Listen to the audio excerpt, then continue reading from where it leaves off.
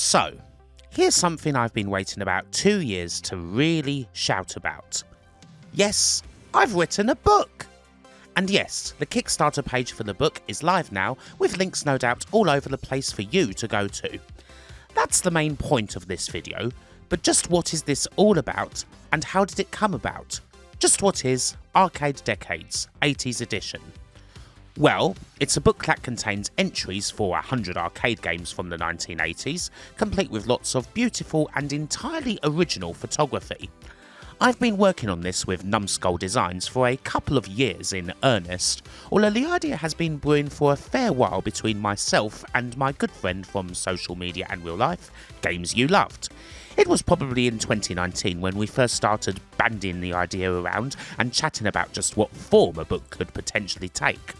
And even if it took some time to get there as other projects and other events took priority, the wheels finally started to move in the autumn of 2022.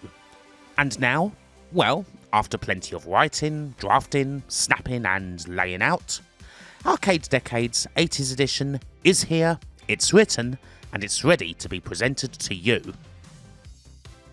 What I wanted to achieve with this book wasn't just to write about 100 famous games and how good they are. A big part of Arcade Decades goes into the hardware that runs these games and the cabinets that house them, something that you don't necessarily experience when firing these games up in MAME or in any of the various arcade collections that they're in. As such, little details about these titles can perhaps be forgotten over time.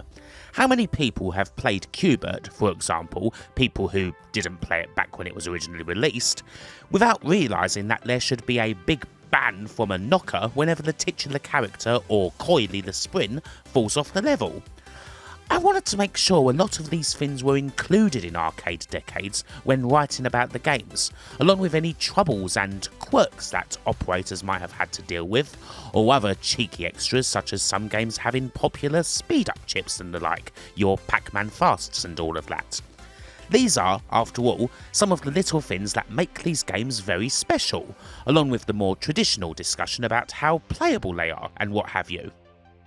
Other features in the book, such as the A to Z of companies and the big glossary of arcade terms and slang, are also there to hopefully put you folks right inside the 80s arcade as you're reading. There's so many great words that we once used to describe games and the people who play them that have fallen out of fashion, whether it's simple stuff like bored and flipping, or people who played games once being described as arcade rats and vidiots. But the glossary is also a chance to highlight some of the magazines and places for games that existed back in those days, the likes of Aladdin's Castle, CVG, Chuck E. Cheese and Electronic Games. These features, and the 100 entries, all come together to tell a story of how the arcades fared through the 1980s. One that starts in a golden age of popularity, features the lows that came with the video game crash in North America, but ends with the arcades getting closer to a resurgence. Still, the words are just one aspect of this book. This coffee table book is essentially a game of two halves. There's my writing about all the cabinets and the very useful editing of said writing, courtesy of Mike Diver, but there's the wonderful photography too, all original and courtesy of photographer Anthony Graham. Replay Events were kind enough to provide working examples of all the machines in the book, which were then taken at their Pixel Bunker arcade in Milton Keynes. Therefore, the machines that you see in the book are all ones that have had hundreds, if not thousands of hands on them over the years. And to me that's a very important detail. To see the heavy wear and tear on, for example, this centipede control panel right here, the bits of fraying on the edges of the cabinets and all those other little marks, just shows how well used and well loved these machines have been, and that they continue to be loved today.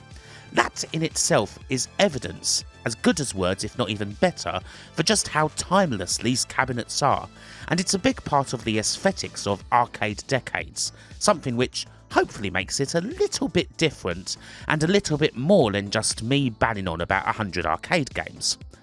I'm so happy to have had Numbskulls back in here and having all their support, because certainly without them, this project wouldn't be anything like what it is, if it even existed.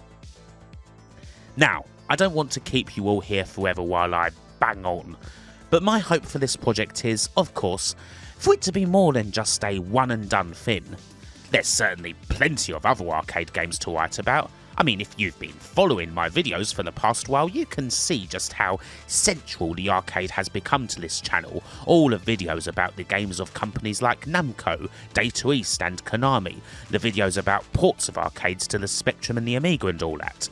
And I guess that this book is a pretty significant reason for this. Arcades have definitely been on the brain for the past 2 years, if not more. So there could certainly be one or more arcade decades for the 90s, something for the 70s that goes right back to the beginnings of the arcade video game as we know it, and of course there certainly could be at least one other arcade decades for the 80s, if not even more than that, because I'm sure that anyone can look at the list of 100 games that are in the book and spot ones that are missing. But hopefully this is the start of something. I've always had a hope to write a book along these lines, looking like this. And now, it's here. So hopefully it excites you as much as it's been a joy for me and the rest of the Numskull team to create it. Thank you all so much for listening to me finally shout about this. If you go to the page, there's plenty more info in there, including the full list of games, examples of what you're going to see in the book, a big old trailer for you to feast your eyes on, and the ways to support Arcade Decades and get a copy for yourself, whether it be a PDF or a hardback. Thank you so much not just for watching this, but for everything over the years that's helped me to get to a stage where I can say, once again, that I've written a bloody book. Bye for now.